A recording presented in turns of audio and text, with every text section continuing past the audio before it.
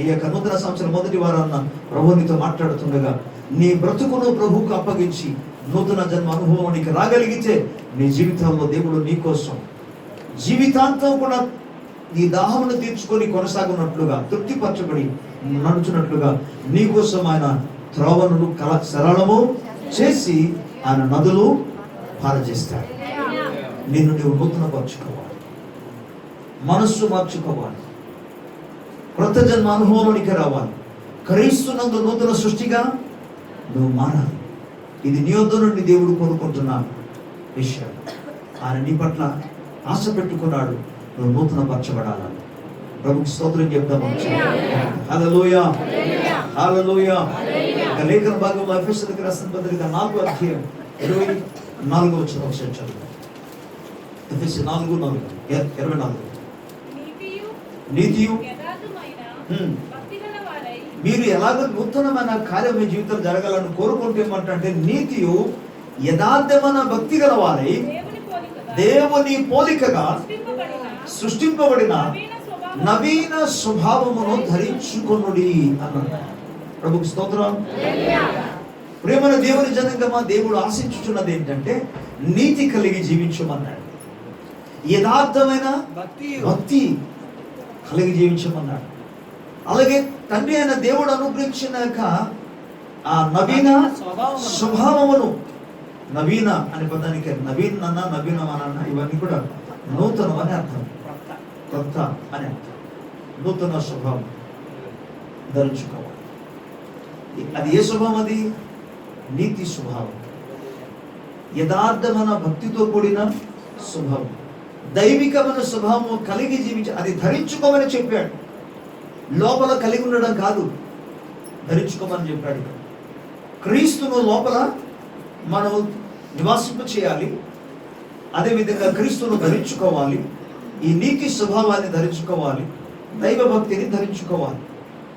అంటే దైవభక్తి లేనివాడు దేవుని దృష్టికి ఎలాగున్నాడు? నా ఉద్దేశంలో ఈ నీతి, యథార్థమైన భక్తి ఇవి లేకపోతే ఆ మాటకి అర్థం ఏంటంటే వాడు వస్త్రహీనుడుగా ఉన్నాడని అర్థం. ఎందుకు అని అంటే ధరించుకో అనే పదాన్ని వాడాడు. వస్త్రాలు ధరించుకుంటారు, వస్త్రము వారి శరీరమును కప్పుతుంది. కనుక ఒక వ్యక్తి నీతితో కప్పబడాలి, నీతిని ధరించుకోవాలి, యథార్థమైన భక్తిని ధరించుకోవాలి. ఇది లేకపోతే దిగంబరిగా ఉంటాడు. ఇటువంటి వాడు దేవుని రాజ్యంలో ప్రవేశించడం అసాధ్యం. దైవ రాజ్యంలో ప్రవేశించడానికి తప్పకుండా ప్రభువును గురించిన నీతిని ధరించుకోవాల్సిన అవసరం ఉంది. అందుకంటాడు నవీన స్వభావం, ఇది దేవుడు అనుగ్రహించిన వస్త్రం. ఈ నవీన స్వభావమును ధరించుకోవాల్సిన అవసరం. దేవుని స్తోత్రం. నీతి కలిగి, యథార్థం కలిగి నీవు బ్రతుకుచున్నావా, నడుస్తున్నావా? ఆ విధంగా ఇతరులను ప్రోత్సహిస్తున్నావా? ఒక్కొక్కసారి నీతి కలిగి జీవించడానికి కొంతమంది ప్రయత్నం చేస్తూ ఆ లూసి మాకు ఎందుకులే అన్నవాళ్ళు బోర్డు మంది ఉన్నారు. ఆ మెసేజ్ కూడా చెప్తాను, ఆ లూసి మాకెందుకు. ప్రభు వాక్యం మనకి ఏం చెప్తుంది తెలుసా? నువ్వు నీతిని ధరించావు, నవీన స్వభావం. నీ స్వభావం ఎలా ఉంది? దైవ చిత్తమునకు అనుకూలముగా నీ స్వభావం ఉన్నదా? దైవ వాక్యమునకు అనుకూలముగానే నీ స్వభావం ఉన్నదా? లేకపోతే ఈరోజు ప్రభు నీకు మంచి అవకాశం ఇస్తున్నాడు. ప్రభు స్తోత్రం. గట్టిగా హల్లెలూయా, హల్లెలూయా. దేవుడు మన పట్ల చేయబోతున్న కార్యాల గురించి జ్ఞాపకం చేశాడు. మనం నవీన స్వభావం కలిగి, నూతన మనస్సు కలిగి మనం జీవించినప్పుడు ఆయన మన పట్ల నూతనమైన కార్యాలు ఆయన జరిపిస్తాడు. ఇంకా లేఖన భాగం మనకి ఏం చెప్తుందంటే రోమీయులకు రాసిన పత్రికలో మనకందరికి తెలిసిన అద్భుతమైన లేఖన భాగము 12వ అధ్యాయము 2వ వచనములో, మీరు ఈ లోక మర్యాదను అనుసరింపక ఉత్తమమును అనుకూలము దేవుని చిత్తమేదో పరీక్షించి తెలుసుకున్నట్లు మీ మనస్సు మారి నూతన మగుట వలన రూపాంతరము చెందండి. దేవుని స్తోత్రం. మీరు ఈ లోక మర్యాదను అనుసరింపక, ఈ యుగ సంబంధమైన మర్యాదలు అంటే లోక ఆచారాలు, లోక సంబంధమైన, ఇహలోక సంబంధమైన, భౌతికమైన అన్నిలకు సంబంధించిన క్రియలన్నీ కూడా ఏది మీరు అనుసరించవద్దన్నాడు. దేన్ని అనుసరించాలి మరి? అందుకే ఒకవేళ నీ దగ్గర ఉన్నా నీ మనస్సు మార్చుకో అన్నాడు. ఏదైతే ఉత్తమమైనదో, ఏదైతే అనుకూలమైనదో, ఏదైతే దేవుని యొక్క పరిపూర్ణమైన చిత్తమో వాటిని తెలుసుకున్నట్టు ఏం చేయాలంటే మనస్సు మారి నూతనమగునట్లుగా రూపాంతరము అంటే నువ్వు రూపాంతరము చెందితే నూతనపరచబడతావు. నువ్వు నూతనపరచబడితే రూపాంతరం చెందుతావు. ఏదేమన్నా ఇక్కడ ఏమంటే నువ్వు మనస్సును మార్చుకో అన్నాడు. స్తోత్రం. ఇహలోక సంబంధమైన నియమాల ప్రకారంగా నడుస్తూ వెళితే నీ జీవితంలో కూడా నూతనపరచబడలేదు. నూతనత్వంలోనికి రావాలి, మనస్సు మార్చుకోవాలి. ఒకప్పుడు నీ స్థితి ఏ విధంగా ఉన్నా ప్రభు నీకు ఈ కృపాకాలం ఇవ్వగా, ఈ కృపా సంవత్సరం నీకు ఇవ్వగా ఆయన కొరకు ఫలించడానికి నీ మనస్సును మార్చి దేని చేత? వాక్యము చేత నూతనపరచుకోవాలి. ప్రభు స్తోత్రం.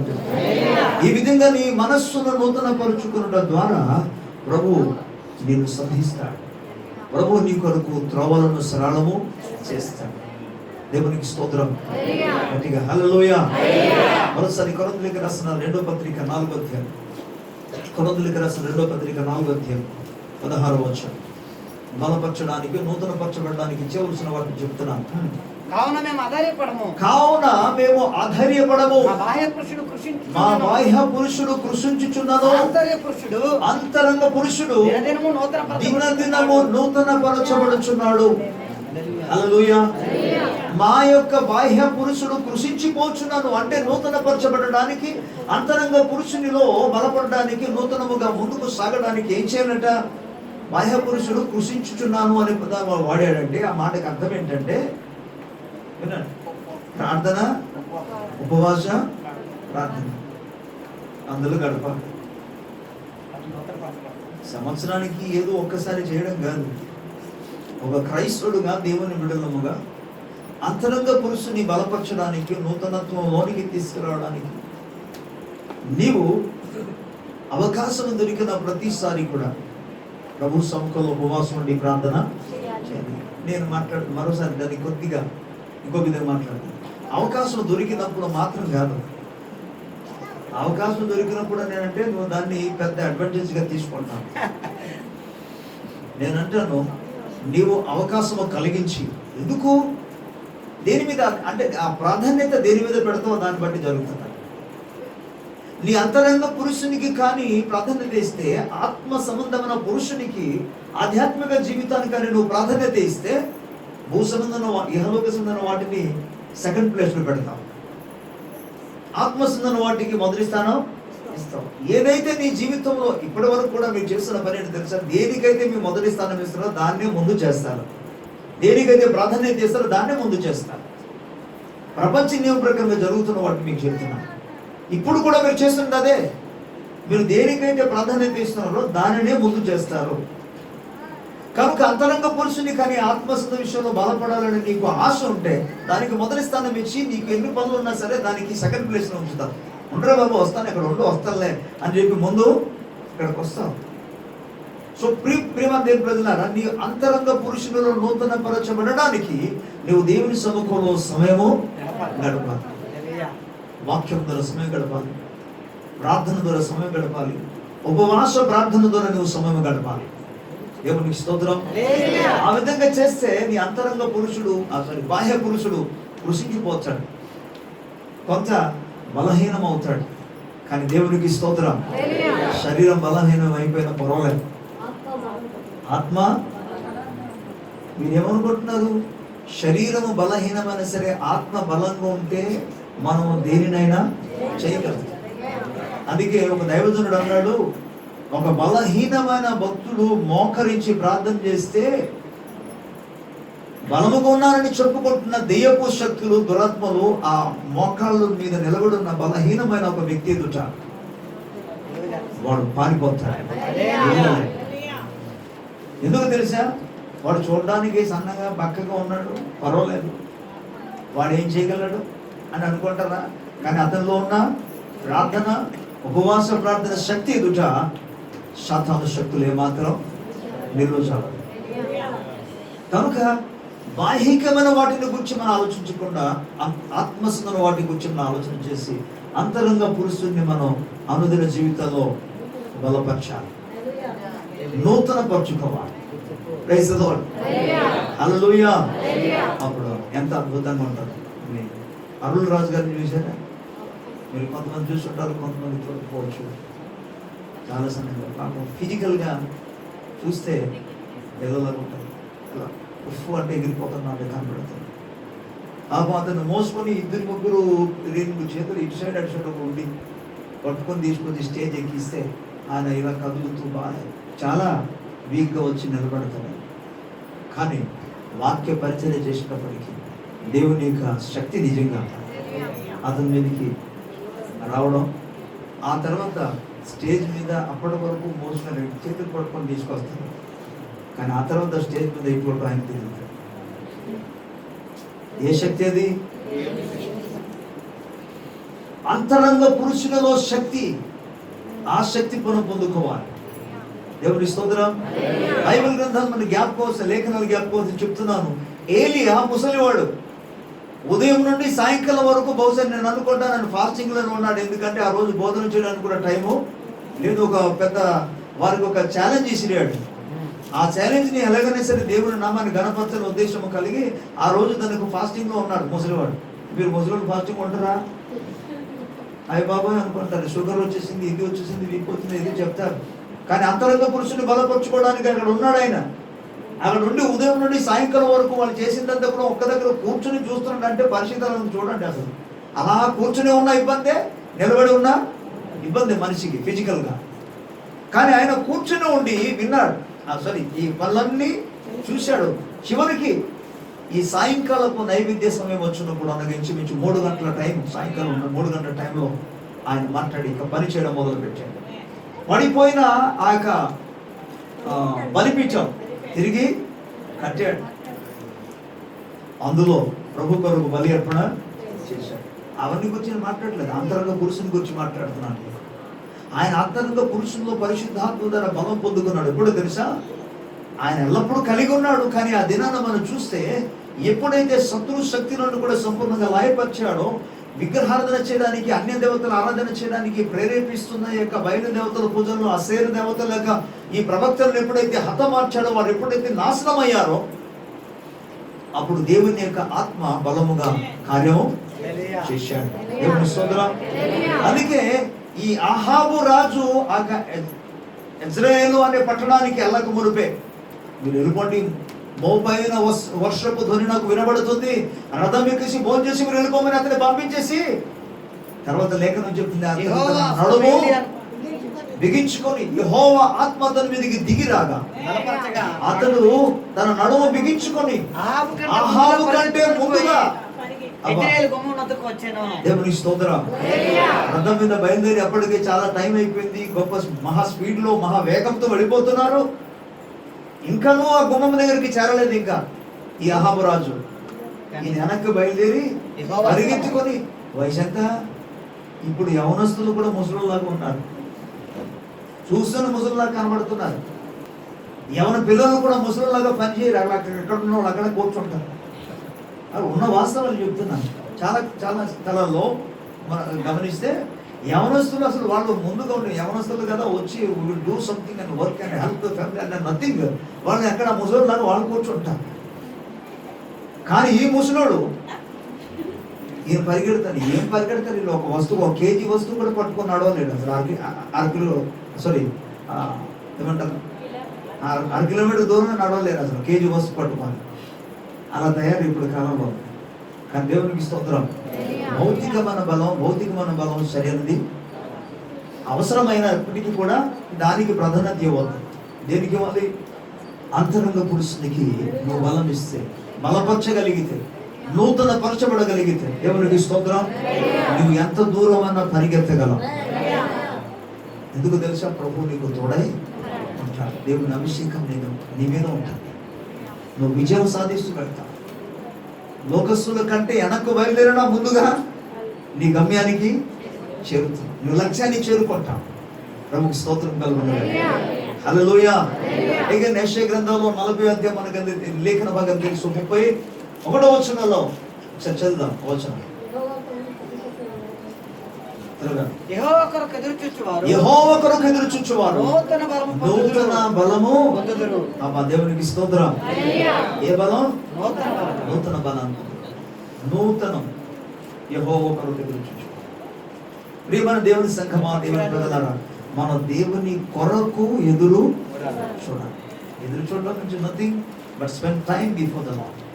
దేవుని సముఖములో మన సమయం గడపాలి. పరిశుద్ధ గ్రంథాన్ని చదువుకుంటం ద్వారా, ప్రార్థన చేయటం ద్వారా, ఆయనను స్తుతించడం ద్వారా, ఆయన గురించి పాడటం ద్వారా, ఆయన సముఖంలో నీవు సమయం గడిపితే నీవు నూతనమైన బలాన్ని పొందుతావు. నీకంటే ముందుగా ఎంతమంది వెళ్ళిపోతున్నారు? ఇంకా నో, దేవుని కొరకు మాత్రం కనిపెట్టి ఉండు. టైం వస్తుంది, దేవుడు నిన్ను బలపరుస్తాడు. నీ ద్వారా ఆయన అద్భుత కార్యం ఆయన చేస్తాడు. ఆయన స్తోత్రం. ఎందుకంటే మనకు తెలుసు, కొంతమంది ఉన్నారు అక్కడ. ఎవరు తెలుసా? బైబిల్ గ్రంథంలో కొంతమంది ఉన్నారు. వాళ్ళు ఏం చేశారంటే గబగబ తవ్వేశారు. గబగబ తవ్వేసి పునాది వేసేసుకొని కట్టేసుకుంటున్నారు. పెద్ద ఇల్లు ఎప్పటికీ కట్టేసి ఇల్లు ప్రతిష్ట కూడా చేసేసాడు. వాళ్ళు చేసిందంత గబగబా చేసేసారు. వాళ్ళు గబగబా చేశారని చెప్పేసి ఇంకొకటి చూస్తే ఇంకానూ పునాది తవ్వుతూనే ఉన్నాడు. మరొకడు వాడు గబగబా తవ్వేశాడు. ఏంటి మీరు ఏం చేస్తున్నారు? ఇప్పటికీ పునాది వేసేసి గోడలు కట్టేసి కిటికీలు చేసి తలుపులు మొత్తం వేసేసి పెయింటింగ్ కూడా వేసేసారు. ఇంకా రేపే గృహప్రవేశం అయిపోతుంది. నువ్వు అసలు ఏం చేస్తున్నావు అంటే ఇంకా ఇంత అవుతున్నాడు. ఈయన నథింగ్. అది కేవలం దేవుని కొరకు కనిపెట్టి ఉండటం. ప్రభుకు స్తోత్రం. ఆయన మాట కొరకు కనిపెట్టి ఉండడం, ఆయన వాక్యానుసరంగా చిత్తానుసరంగా చేయడం. అందుకే వాడు తవ్వాడు.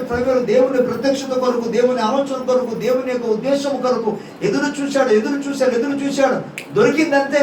దొరికిన తర్వాత పునాది వేయడం మొదలు పెట్టాడు. ఈయన ముందు నుండి కట్టుకొని వెళుతున్నాడు. వాడు బ్రతుకు తర్వాత తెలుసు, గాలి తుఫాను వచ్చిన వెంటనే పూర్తిగా కూలిపోయాడు. కానీ దేవుని కొరకు ఎదురు చూసేవారు వారు బలం పొందుకుంటారు. నూతన బలం.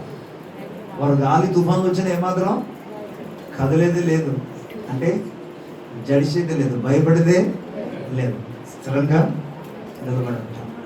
ప్రభుకు స్తోత్రం చెప్తాం. యెహోవా కొరకు ఎదురు చూచు నూతన బలాన్ని. ప్రభుకు స్తోత్రం చెప్తాం. హల్లెలూయా. ఒక లేఖనాన్ని చూసి మనం ముగించుకుందాం. యెషయా గ్రంథం 11వ అధ్యాయం 19వ వచనం. వారు నా కట్టడలను నా విధులను గైకొనున్నట్లు నేను వారి శరీరంలో నుండి రాతి గుండెను తీసివేసి వారికి మాంసపు గుండెను ఇచ్చి వారికి ఏక మనసు కలుగు చేసి వారి యందు నూతన ఆత్మ పుట్టించును. ఓకే, ప్రభువుకి స్తోత్రం. గట్టిగా హల్లెలూయా. ఒక అద్భుతమైన మాట ఇక్కడ ప్రభు చెప్తున్నారు. వారు నా కట్టడలను విధులను అనుసరించి గైకొన్నట్లు. ప్రభుకు స్తోత్రం కలుగును. వారి శరీరములో నుండి రాతి గుండెని తీసివేసి వారికి మాంసపు గుండెని ఇచ్చి వారికి ఏక మనస్సు కలుగజేసి వారి యందు నూతన ఆత్మ పుట్టించు. ప్రభువు నూతన హృదయాన్ని ఇస్తే చాలండి. దీన్ని మళ్ళీ 36వ అధ్యాయం యెషయా గ్రంథంలో 26 వచనాలు కూడా మనం చదివితే ఆయన అంటాడు, నేను రాతి గుండెని తీసివేసి నా ఆత్మ మీ మీద నుంచి నూతన హృదయాన్ని ఇచ్చి నా ఆత్మ మీ మీద వస్తుంది అన్నాడు. నా కట్టడలు అనుసరిస్తూ నా విధులను గైకొను వారుగా నేను మిమ్మల్ని చేస్తానన్నాడు ప్రభు. దేవునికి స్తోత్రం కలుగును. హల్లెలూయా. ప్రియమైన దేవుని బిడ్డలారా, అయితే దేవుడు కార్యం చేయడానికి నీవు అవకాశం ఇవ్వాలి. దేవుడు కార్యం చేయడానికి నీవు సమయం ఇస్తే, అవకాశం ఇస్తే, నువ్వు సమ్మతిస్తే, నువ్వు అంగీకరిస్తే దేవుడు కార్యం చేస్తాడు. ఏ కార్యం అది? రాతి గుండెను తీసివేసి మాంసపు గుండెను ఆయన ఇస్తాడు. నూతన మనసు ఇస్తాడు. నీకున్న మనసును కూడా తీసేస్తాడు. దైవ చిత్తానికి అనుకూలమైన మనసు అనుగ్రహిస్తాడు. అందుకే కదా ఆ మనస్సు కలిగిన ప్రతి ఒక్కరు కూడా ఏం చేస్తారు తెలుసా? తను తగ్గించుకుంటాడు. తండ్రి చిత్తాన్ని నెరవేరుస్తాడు. ఇక్కడ అద్భుతమైన మాట చెప్పాడు, నా కట్టడలను నా విధులను అనుసరించి. అసలు మనిషికి ఉన్న సమస్య ఏంటి? ఒక్కొక్కసారి కొంతమందికి ఉంటుంది, ఆశ ఉంటుంది. రోమా పత్రికలో 7వ అధ్యాయంలో పౌలు చెప్పినట్లుగా నేను మేలు చేయాలని ఆశ ఉంది కానీ చేయలేకపోతుంది. కీడు చేయకూడదు అనుకుంటున్నాను కానీ అదే జరుగుతుంది, నాకు అర్థం కావట్లేదు అన్నాడు. తర్వాత క్రీస్తు యేసునందు అతనికి విడుదల కలిగింది, ఓకే. కానీ ఇక్కడ మనం గమనిస్తే మనిషికి ఉన్న ఈ సమస్య ఏంటంటే యథార్థంగా జీవించాలి, నీతి కలిగి జీవించాలి, భక్తి కలిగి జీవించాలని ఆశిస్తున్నాడు. కానీ వాడు చేయలేక ఏదో కారణాన్ని బట్టి దేవుని చేత లోక సంబంధమైన వాటితో ఆకర్షింపబడి నెమ్మదిగా తనకి తెలియకుండానే మార్గము కలిగిపోతున్నాడు. ఇప్పుడు దానికి దేవుడు ఇస్తున్న జవాబు ఏంటంటే, ప్రభు అంటున్నాడు, ఏం కాదు, మీరు దీనికోసం దిగులు పడాల్సిన పని లేదు. మీరు నా కట్టడలను నా విధులను గైకొనున్నట్టుగా ఆ రాతి గుండెని నేను తీసేస్తాను, తీసేసి మాంసపు గుండె ఇస్తాను. అప్పుడు మీరు ఏం చేస్తే తెలుసా, ఇంతవరకు బాధపడ్డారు కదా గత కాలం అంతా, నేను చేయలేకపోతున్నాను, దేవుని కొరకు జీవించలేకపోయాను, దేవునికి నామాన్ని బట్టి యథార్థంగా కానీ, నీతి కలిగి కానీ, భక్తి కలిగి కానీ, ఓకే, నేను ముందుకు కొనసాగలేకపోతున్నాను అనుకుంటున్నారు కదా, వాటిని నెరవేరుస్తానని దేవుడు అన్నారు. ఎలాగూ ఈ రాతి గుండెను. అందుకే ఆయన ఆపరేషన్ చేసేటప్పుడు అవకాశం ఇస్తే కదా తీస్తాడు ఆయన, లేకపోతే ఎలాగ. బాప్తిసం ఇవ్వడానికి ఒక వ్యక్తిని తీసుకెళ్ళినప్పుడే 10 సార్లు కూడా ఆయన టక్కుమని వచ్చేస్తున్నాడు. అప్పటి వరకు యేసు ప్రభు నమ్ముతున్నావా? నమ్ముతున్నా. ఇక నుండి ప్రభు కొరకు జీవిస్తావా? జీవిస్తాను అంటే కుదరదండి అన్నాడు. ఎంతో మంది పాస్టర్లు అతనికి బాప్తిసం ఇవ్వడానికి ప్రయత్నం చేసిన అప్పటి వరకు యేసు ప్రభు నమ్ముతున్నావా అన్న వరకు ఓకే అంటున్నాడు. ఆ తర్వాత ఇక్కడ నుండి ప్రభు కొరకు జీవితాన్ని వెంటనే అంతే. దైవజనంగా మానవ హృదయం ఎటువంటిదంటే సాధారణంగా రక్త మాంసం ఉన్నవారు కనుక మానవ స్వభావంగా పనిచేస్తుంది. కానీ ప్రభు మన పట్ల ఎంత ప్రేమ కలిగిన వాడు అంటే అన్ని కోణాల్లో కూడా మనకు ఆయన సహాయము చేస్తుంది. అందుకే రాతి గుండెను తీసివేసి మాంసం గుండె ఇస్తాను. అది ఎటువంటి గుండె అంటే, అది ఎటువంటి హృదయం అంటే, ఎటువంటి మనసు అంటే, నా కట్టడలను నా విధులను గైకొనగలిగిన హృదయం,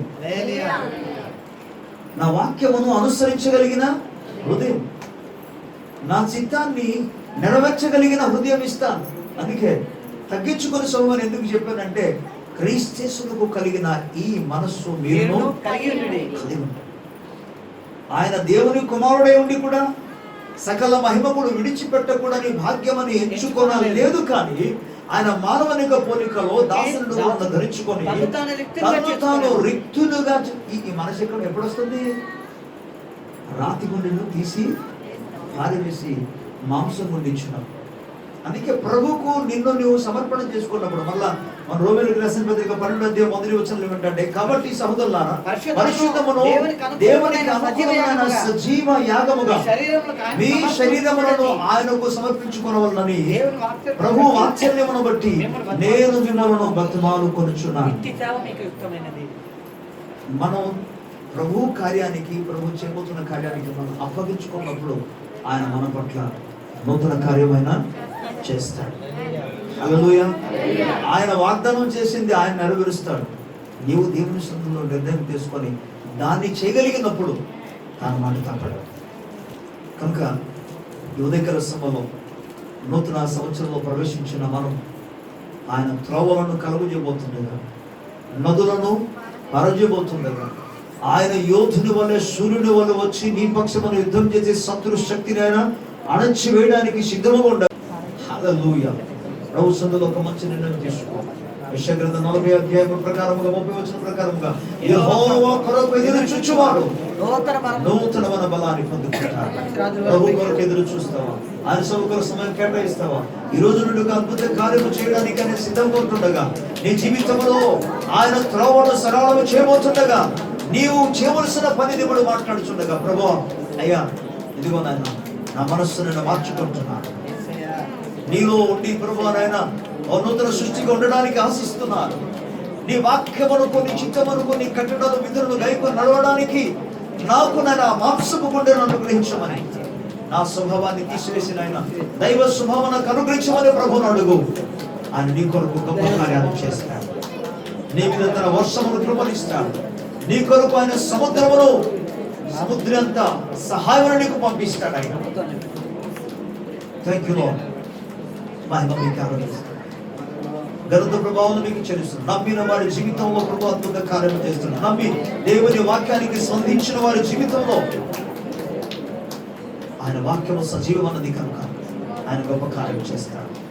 నమ్మదగిన దేవుడు ప్రభుకు స్తోత్రం, మహిమ మీకు.